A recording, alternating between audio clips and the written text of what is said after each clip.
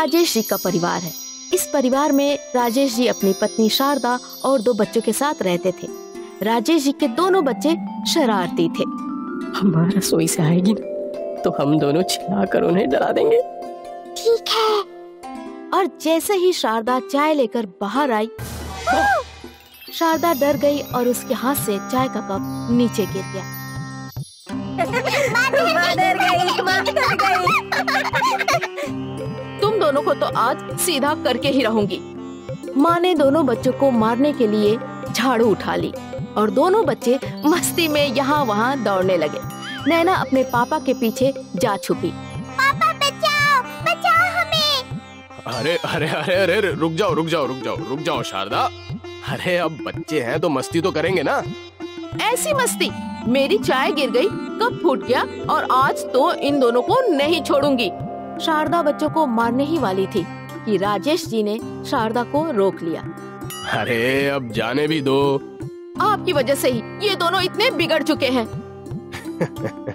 ठीक है बाबा, इस बार इन्हें माफ कर दो।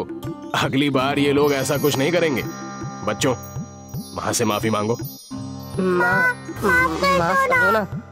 बच्चों ने माफी मांगी और माँ का गुस्सा शांत हुआ और फिर बच्चे बाहर खेलने चले गए। बंटी और नैना अपने दोस्तों के साथ गांव के पेड़ के पास खेल रहे थे। तभी दोनों का ध्यान एक लड़की पे गया। वो लड़की एक फिरंगी थी। वो लड़की कितनी गोरी है। वो विदेशी है। कितनी गोरी है। चल इसके पीछे चलते हैं। दोनों बच्चे उस फिरंगी मेम के पीछे पीछे घूम रहे थे। अंत में वो फिरंगी बस पकड़कर चली गई और तभी बच्चों का ध्यान जमीन पर पड़े उस फोन पर गया। नैना ने वो फोन उठाया। ये तो उसी फिरंगी लड़की का है। हाँ। ये तो आईफोन है ना नैना। हाँ, पर अब हम उसे ये कैसे लौटाएंगे? एक काम करते हैं, इसे हम रखते हैं। कल अगर वो लड़की अपना फोन ढूंढते आएगी तो हम उसे लौटा देंगे। हाँ, ठीक है। और बच्चों ने वो फोन रख लिया। रास्ते में बंटी को सूझा, हाँ, पर अगर घर पर ये फोन बचेगा तो माँ बहुत डांटेंगी। उन्हें लगेगा कि हमने ये फोन चुराया है। हाँ, तो अब क्या करें? एक काम करते हैं, इस फोन को अपने खेतों में छुपा देते हैं, मिट्टी के अंदर। कल सुबह निकालेंगे और फिर उस फिरंगी लड़की को लौटा देंगे। ठीक है? इससे माँ को कुछ पता भी नहीं चलेगा और हमें डांट भी नहीं सुननी पड़ेगी। दोनों बच्चे अपने खेतों में गए। वहाँ उनके पापा नहीं थे, शायद वो घर चले गए थे। इस आईफोन को यहीं छुपा देते हैं। हाँ, ये ठीक रहेगा। बच्चों ने गड्ढा किया और उस गड्ढे में आईफोन रखकर उस पर मिट्टी डाल दी और फिर दोनों घर लौटे। आते ही माँ ने सवाल किया, आज इतनी देर हो गई तुम लोगों को? स्कूल का होमवर्क नहीं करना क्या? हाँ, करना है ना मामा, करना है ना माँ। वो हमें समय का पता ही नहीं चला। ठीक है, जाओ पढ़ने बैठो।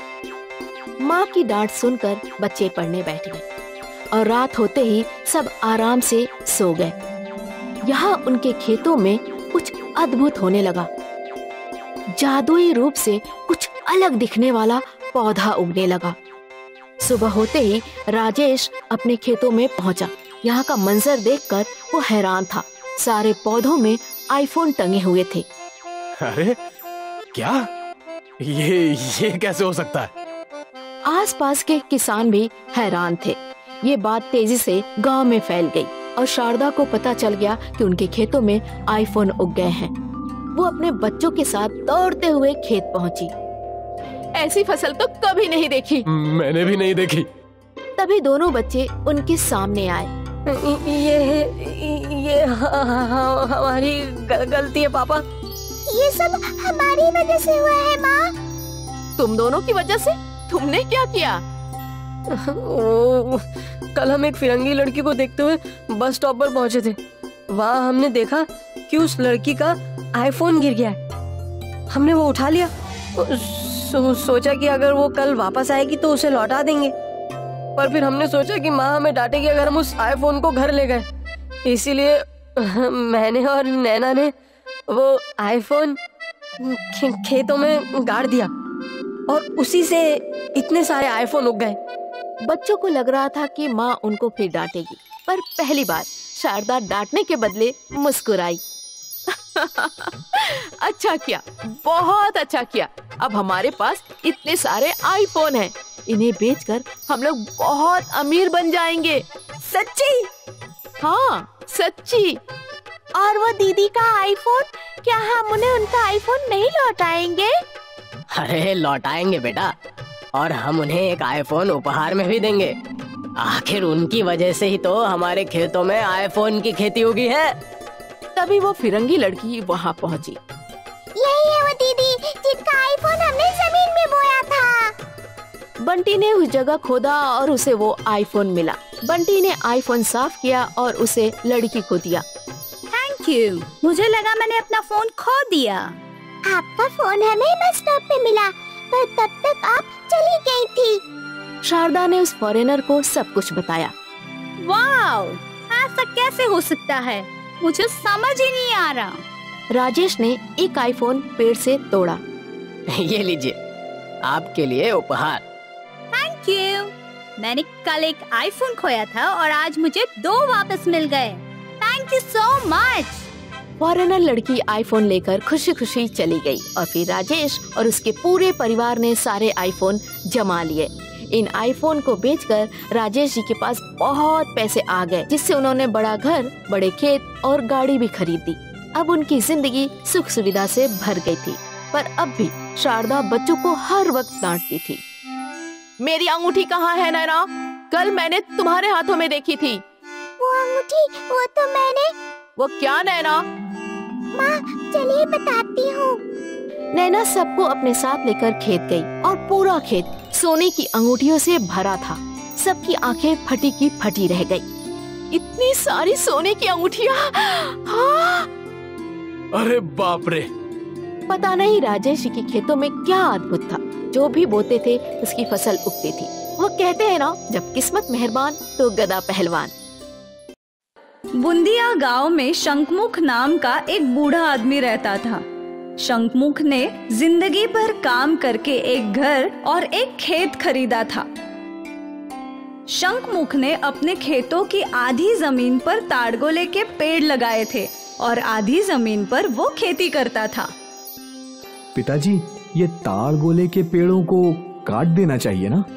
क्यों? मैंने इतने शौक से इस पेड़ को लगाया है, लेकिन इनका क्या फायदा? साल में बस 2 महीना ये फल देते हैं, बाकी महीने बेवजह ये हमारी जमीन पर जगह खाते हैं।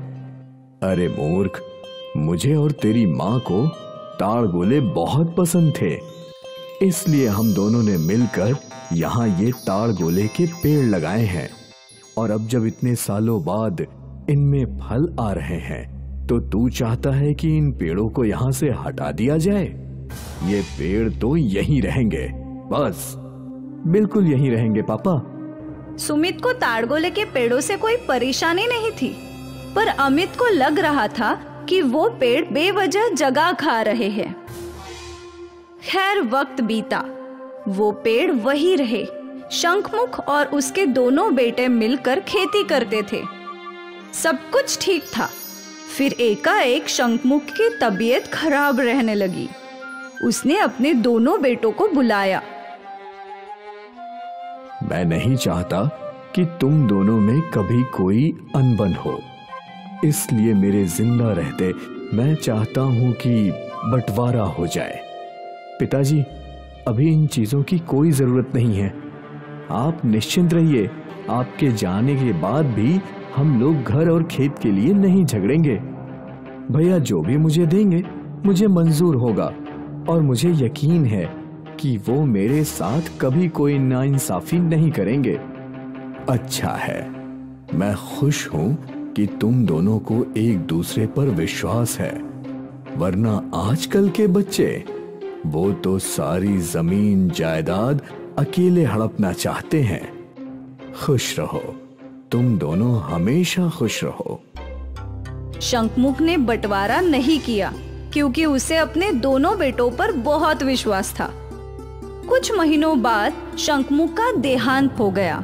अमित, सुमित और उनकी पत्नियां फूट फूट कर रोई।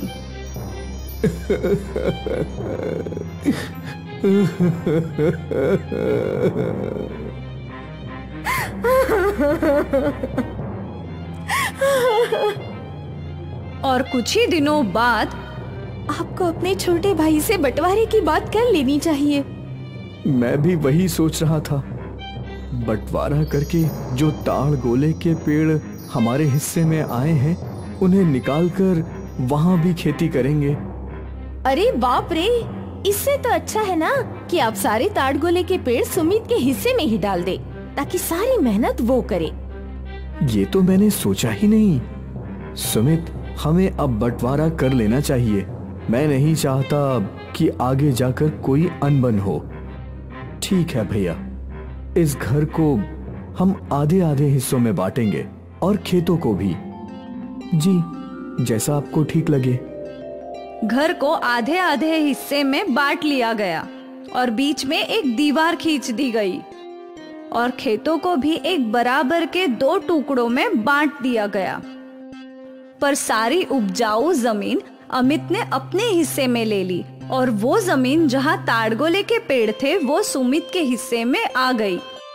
लेकिन सुमित ने इस अन्याय का विद्रोह नहीं किया, क्योंकि उसने अपने पिताजी को वादा किया था कि उनके जाने के बाद कोई अनबन नहीं होगी। आपको जेठ जी से बात करनी चाहिए थी। ये नाइंसाफी है। हमारे हिस्से में थोड़ी भी खेती की जमीन नहीं आई। अब भला हम कैसे कमाएंगे? मैं भैया से झगड़ा नहीं करना चाहता। वैसे भी पापा को वचन दिया था। तो आप उन ताड़ गोले के पेड़ों को कटवा दीजिए। मैं ये भी नहीं कर सकता। पर क्यों? क्योंकि वो ताड़ गोले के पेड़ मेरे माँ पापा को बहुत पसंद हैं और वो उन दोनों की याद है। तो अब हमारा घर कैसे चलेगा? अब तो एक ही रास्ता है कि हम ताड़ गोले बेचें। पर ताड़ गोले तो बस 2 ही महीने आते हैं। बाकी समय हम क्या करेंगे? देखते हैं, कुछ ना कुछ हो जाएगा। अगले दिन सुमित अपने खेत गया और वहाँ ताजे ताजे ताड़गोले टंगे थे। वाह, अब इन्हें तोड़कर बेचना चाहिए।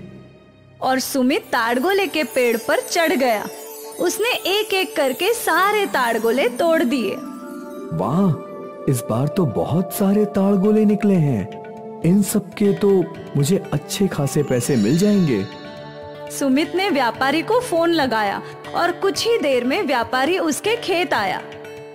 वाह वाह, इस बार तो ताड़गोले की फसल अच्छी हुई है। हाँ भैया, इन सब का 10,000 दे सकता हूँ। ठीक है। सुमित ने पैसे ले लिए और व्यापारी ताड़गोले लेकर चला गया। इस बार तो अच्छी कमाई हुई है। न जाने अगली बार कब ताड़गोले उगेंगे। सुमित घर लौटा और उसने वो पैसे शोभा के हाथ में रख दिए। इन पैसों से 2-3 महीने का राशन खरीद लो। आज ताड़गोले की फसल बेची है, न जाने अगली फसल कब उगेगी। ठीक है जी। अगली सुबह जब सुमित वापस अपने खेत गया तो वो हैरान था। कल ही तो मैंने सारे ताड़गोले तोड़े थे। एक रात में इतने सारे ताड़गोले कहाँ से उग गए? ये तो चमत्कार है। और फिर सुमित फिर से ताड़गोले के पेड़ पर चढ़ा ताड़गोले काटने के लिए। एक एक करके उसने सारे पेड़ों से ताड़गोले काट लिए। हे भगवान, आपका लाख लाख शुक्रिया। इस बार भी सुमित ने व्यापारी को कॉल किया। व्यापारी आया और वो फसल देखकर हैरान था। उसने सुमित को पैसे दे दिए और सारे फसल ले गया। सुमित खुशी खुशी घर लौटा। शोभा, शोभा, क्या बात है? ये लो आज की फसल के पैसे। लेकिन कल ही तो फसल बेची थी ना। हाँ, पर पता नहीं क्या चमत्कार हुआ। आज फिर से हर पेड़ में ताड़गोले लटके थे। जरूरी आपके माँ पिताजी का आशीर्वाद है। हाँ, वरना ऐसा जादू असंभव है। भैया ने भले ही हमारे साथ नाइंसाफी की, पर माँ पिताजी हमेशा हमारा साथ देंगे। जी बिल्कुल। अगले दिन भी वही हाल था। सारे पेड़ों पर ताड़गोले थे। सुमित ने सारे ताड़गोले काटे और व्यापारी को बेचकर पैसे कमा लिए। और ये सारी चीजें अमित देख रहा था। सुमित, ये सब क्या है? तू रोज रोज ताड़ गोले कैसे बेच सकता है? क्योंकि ये ताड़ गोले के पेड़ जादुई हैं। मैं रोज ताड़ गोले तोड़ता हूँ और रोज बेचता हूँ। अगले दिन सारे ताड़ गोले वापस आ जाते हैं। भैया, आपको ये ताड़ गोले के पेड़ पसंद नहीं थे ना, इसलिए आपने इन्हें मेरे हिस्से में डाल दिए। पर शायद माँ पिताजी को आपका फैसला मंजूर नहीं था, इसीलिए मेरे हिस्से में जादुई ताड़ गोले के पेड़ आ गए। ये सुनकर अमित को अपने निर्णय पर बहुत अफसोस हो रहा था। अगर वो अच्छे से बंटवारा करता तो शायद कुछ जादुई ताड़ गोले के पेड़ उसके हिस्से में आ जाते। पर उसने अपना स्वार्थ देखा और उसका नुकसान हो गया। जादुई ताड़ गोले बेचकर सुमित ने बहुत पैसे कमाए और उसने नया घर भी खरीदा। और अमित वही का वही रह गया। उसे स्वार्थ महंगा पड़ा। पप्पू एक कुल्हड़ वाली आइसक्रीम वाला था। वो गली गली घूमकर आइसक्रीम बेचा करता था। कुल्हड़ वाली आइसक्रीम, कुल्हड़ वाली आइसक्रीम। गर्मियों के मौसम में कई लोग कुल्हड़ वाली आइसक्रीम खाना पसंद करते थे, पर सर्दी में उसकी कुल्हड़ वाली आइसक्रीम को कोई नहीं खाता था, सिवाय एक के, शोभा। शोभा एक बहुत ही रईस परिवार की लड़की थी। वो हर दिन पप्पू की कुल्हड़ वाली आइसक्रीम खाने चली आती थी। क्या आपको सच में आइसक्रीम इतनी पसंद है? नहीं। और वो शर्माते हुए वहाँ से चली गई। और इसी वक्त शुरू हो गई पप्पू और शोभा की प्रेम कहानी। वो रोज कुल्हड़ वाली आइसक्रीम खाने के बहाने पप्पू से मिलने आती। वो लोग काफी देर तक बातें किया करते थे। और बस कुछ ही महीनों बाद उन दोनों ने एक साथ जीवन जीने का ठान लिया। पप्पू, हम दोनों को शादी कर लेनी चाहिए। चाहता तो मैं भी यही हूँ, पर तुम्हारे घर वाले तुम्हारी शादी मेरे जैसे गरीब के साथ हरगिज़ नहीं करेंगे। वो तो है, लेकिन मैं तुमसे ही शादी करूंगी। एक बार सोच लो, मेरे पास तुम्हें देने के लिए ज्यादा कुछ नहीं है। तुम जो भी दोगे उससे मैं खुश रहूंगी। पप्पू और शोभा ने मंदिर में शादी कर ली।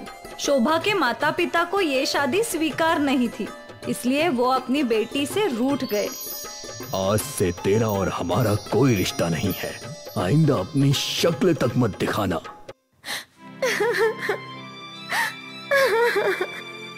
शोभा दुखी थी, पर वो जानती थी कि ये सब होना ही था।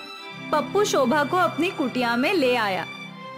तुम्हारे घर की तरह बड़ा नहीं है, पर जो भी है यही है मेरी जायदाद। अच्छा है, बहुत अच्छा है। तुम्हें इसी घर में रहना होगा। चलेगा। शोभा पप्पू से इतना प्यार करती थी कि उसे गरीबी में रहना भी मंजूर था। वो दोनों खुश थे, पर पप्पू को अच्छा नहीं लग रहा था। ये क्या कर दिया मैंने? महलों में रहने वाली गरीब को आग में लाके झोंक दिया। इसने कभी अपनी थाली तक नहीं उठाई होगी और आज मेरे बर्तन धो रही है। हे भगवान, मेरी इतनी मदद करना कि मैं इसे खुश रख सकूं। अगले दिन सुबह सुबह पप्पू जल्दी तैयार हो गया। अभी तो बस 9 बजे है। हाँ, मुझे पता है, पर अब से मैं इसी वक्त निकलूंगा। मुझे ज्यादा से ज्यादा पैसे कमाने हैं, और वो भी जल्दी। जैसी आपकी मर्जी। और वो अपनी कुल्हड़ वाली आइसक्रीम की गाड़ी लेकर निकल पड़ा। कुल्हड़ वाली आइसक्रीम। कुछ लोगों ने आइसक्रीम खरीदी और पप्पू चलता रहा। वो स्कूल के बाहर रुका। बच्चों ने कुल्हड़ वाली आइसक्रीम खाई। फिर वो पार्क के बाहर रुका। वहाँ भी कई लोगों ने उसकी आइसक्रीम खाई।